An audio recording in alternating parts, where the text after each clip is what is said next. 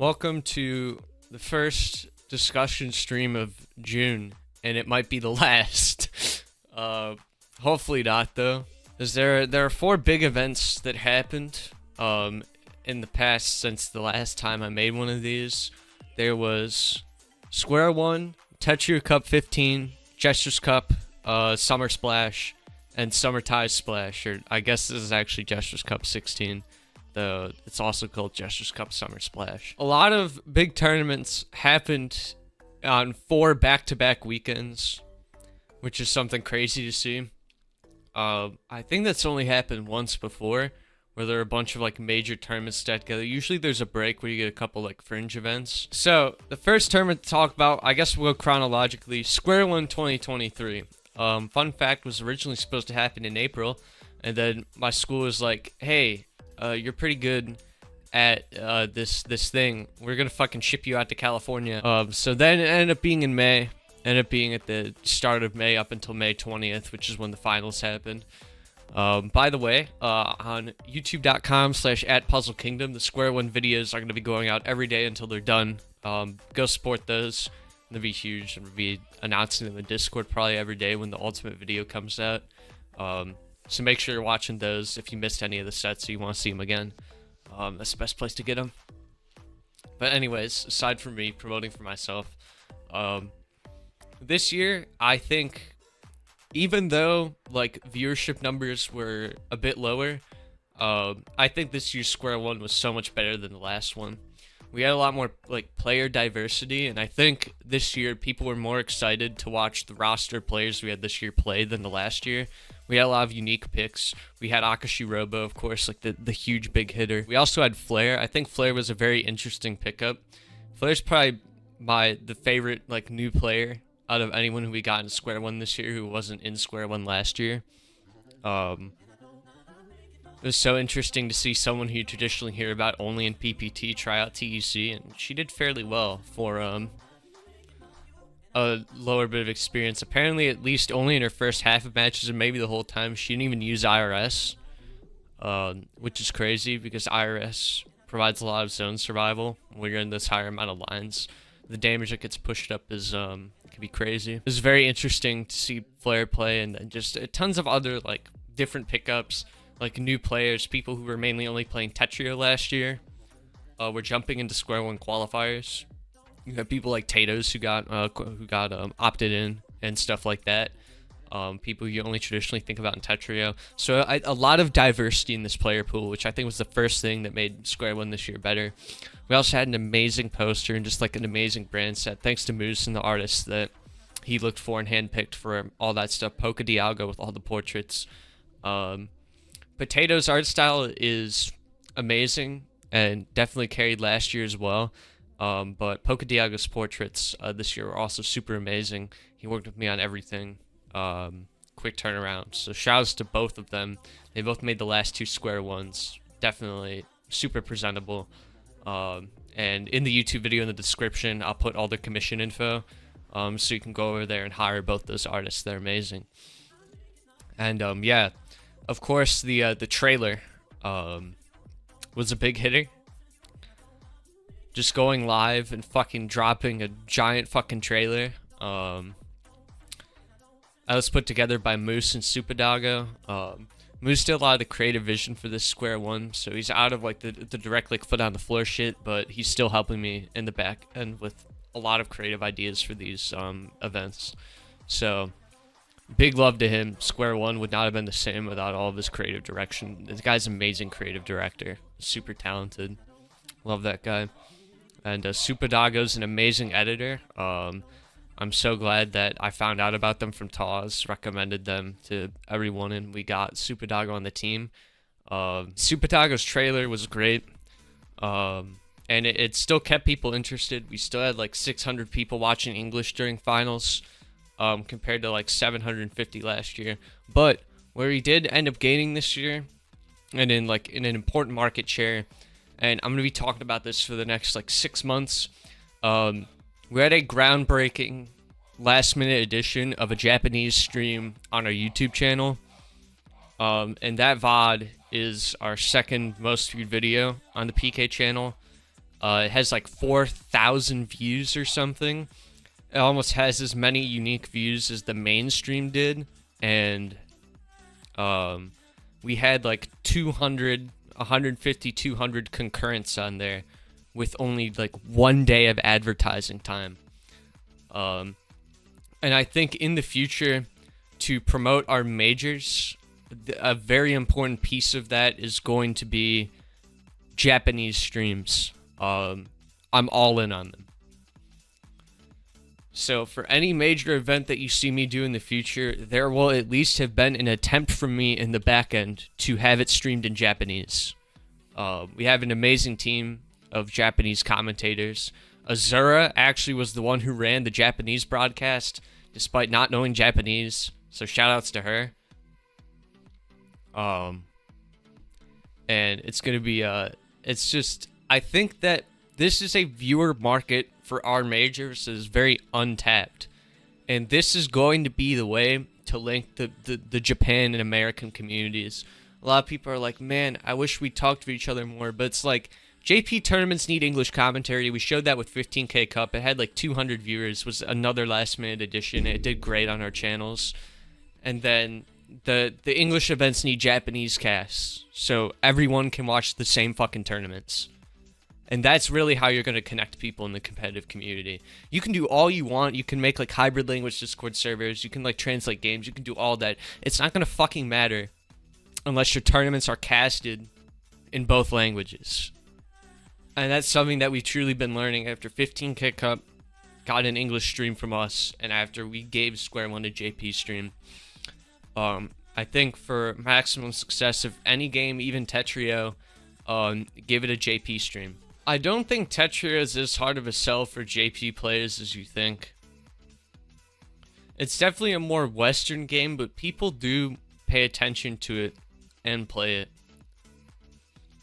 It's just since their scene gets supported by like official like license, like big devs, like they have Sega support for the game, and they like run pop-up events, and you see like Puyo at DreamHack and shit.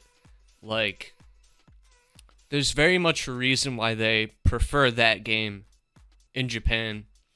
But to connect our communities, like we have to support PPT like we have been, and we have to give JP support for Tetria. And you know, players like Flare still play Tetrio and are amazing at it, and there are other players in Japan who interact with our Western scene who just make those connections and kind of run it through. The JP stream wasn't even my idea, but we got it done, and yeah. And obviously, here's the one big issue. I might move this further into the edit. The last time I attempted this, I discussed this, so let's go to the Wikipedia real quick. Alright, so if you watched Square One, you'll probably notice something a little bit funny if I show you this bracket. Bring it in here. I'll see this match right here. When this got revealed, a lot of people were like, "They're not grand final.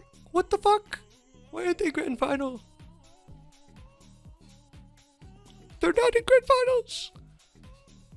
So let's just take an opportunity to explain on video how Square One works. Just so everyone knows why this happened, because I feel like anytime I explain to people over text, you know, not everyone will still see it. So I need to kind of do this. All right, so Square One, you have 8 groups of 4 players for a total of 32, right? And you play all these round robin matches, and then you get a score called rounds difference, which is the amount of rounds you won minus the amount of rounds you lost. You need a perfect 21 to have a perfect score, and the only player who got a 21 was Uyashoda, and that is why Uyashoda is the first seed. Uyashoda 2 years in a row is the only person who's ever had first seed in Square One.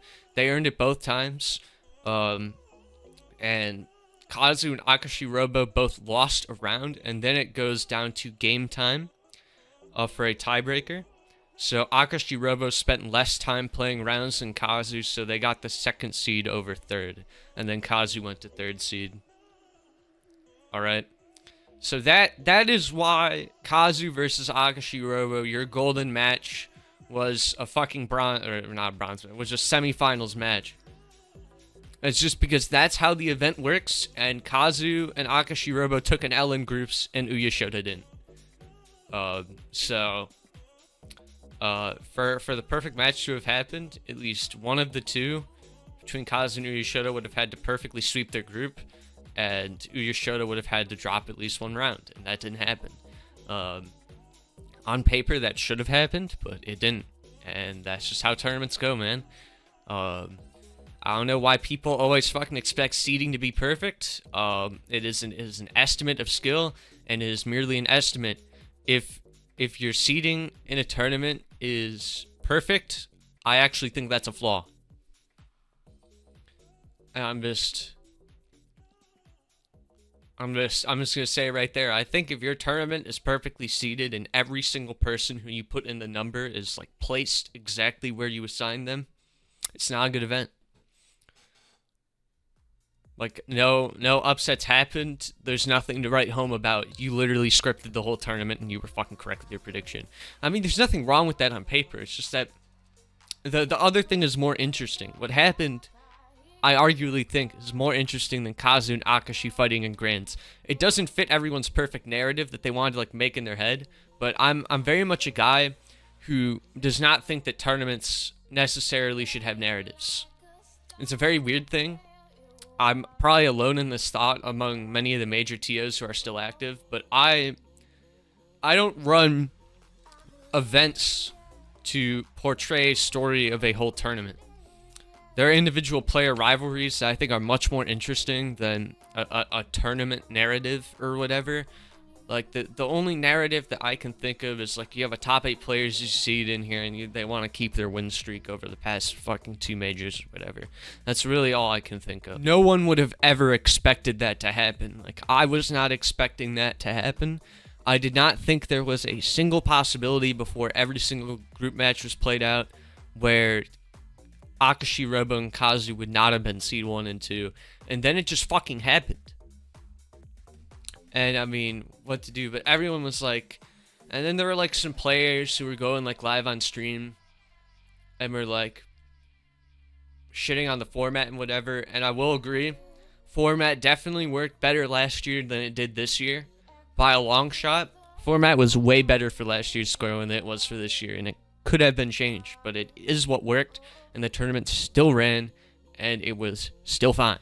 So, like, I just feel like a lot of people are playing this up to be much more of a thing than it needs to be. Square One was still an amazing event no matter who played who in top 16. And we fucking raised over $1,000 for Trans Lifeline.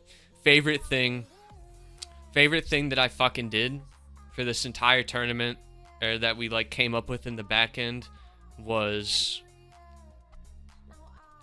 the charity hook, which was another Moose idea. Moose pitched this to me. It was super long ago, and he's like, what if we attach a charity to Square One so we can raise some money as well as raise a prize pool? And I was just like, that's a great idea. And then we did some research on some charities, and Trans Lifeline just seemed to be the best one. I did a lot of research like during class trying to just find one that worked out, and Trans Lifeline was just the best option that was there. Just for like the community and just Matcherino associated like charities. And it's like, oh fuck, man, like there's so many people I can name who've helped with like Square One, like over there. It's hard to name everyone like right now in this like more compact format over the past like 2 years, but if you've ever had an involvement in Square One, thank you so much.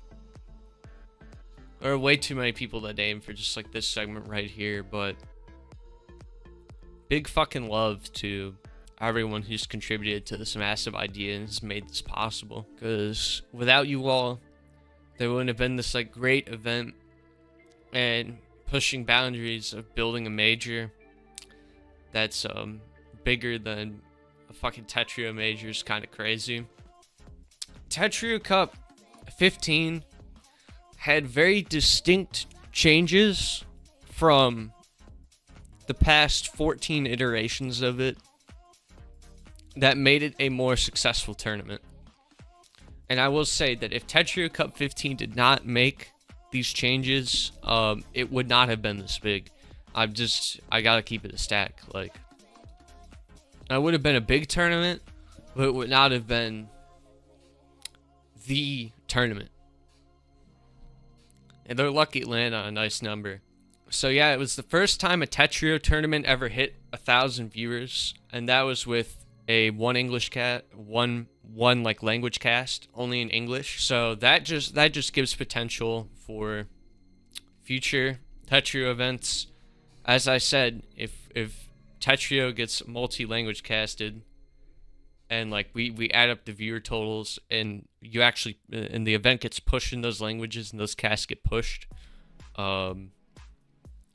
it's gonna be big. So here's the first thing, and I've not prepared any notes for this. We're freestyling. All right. There are two things I think made Tetrio Cup 15 a hit. All right. I mean, here's the first one. Jed finally fucking commissioned a poster.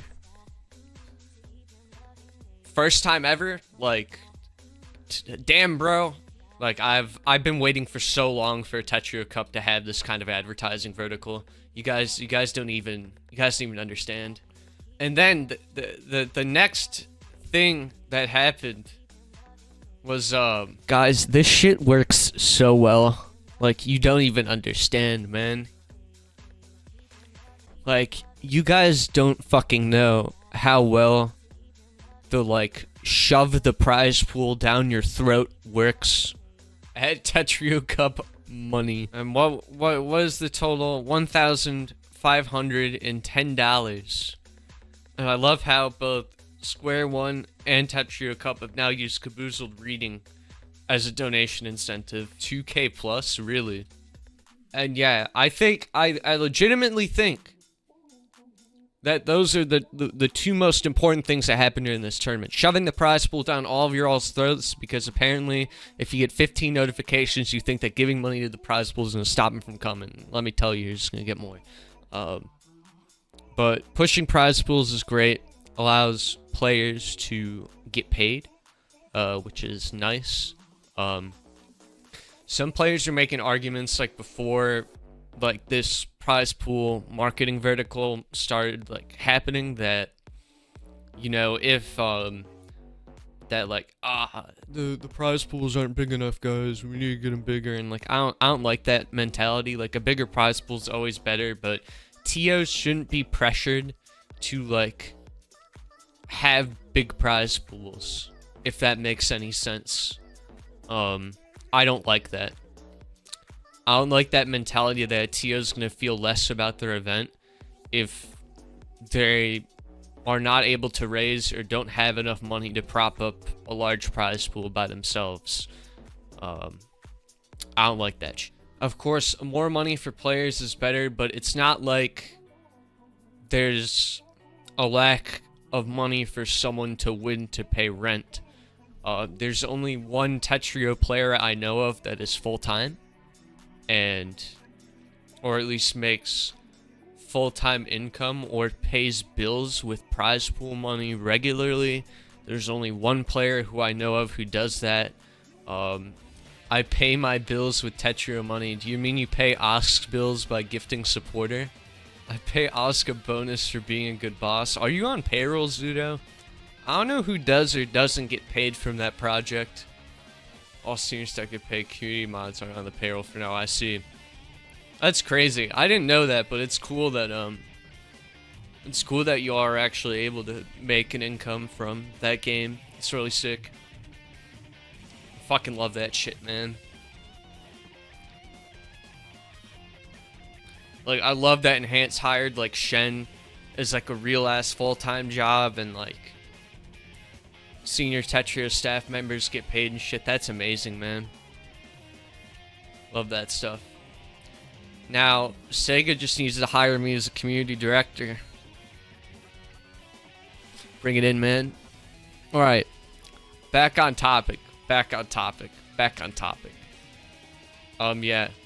I think that the Blarg documentary was a great incentive. I have not seen this Blarg documentary. I still have not had a chance to watch this tournament. So, shit. Because right when I was like, oh yeah, man, I'm gonna have time, let's watch this tournament, I did a subathon, and then there was a Jester's Cup, and I watched Jester's Cup on my subathon. So, the last thing that I want to bring up about Tetris Cup 15's marketing that I really liked, was just, more graphics. I'm gonna open this in a new tab so you guys can actually see all of it. Yeah, the cards. Like, yeah, the big thing that helps is, like, just making your shit pretty, man. Like, if your shit is pretty, and you have many pretty things associated with your tournament, people will click on it. Events are not like YouTube thumbnails, where most YouTube thumbnails are ugly. Like, if you make shit actually look pretty, like, it rewards. And we've seen that with, like, the PCOs, and we've seen that with, like, stuff like that. Pretty shit. Glitchy made all that pretty shit you just saw. I also put his fucking link in the description. Give him some money. And Jed's Artist. Yeah, Jed's Artist is going to be in the description as well. We mentioned that earlier, though.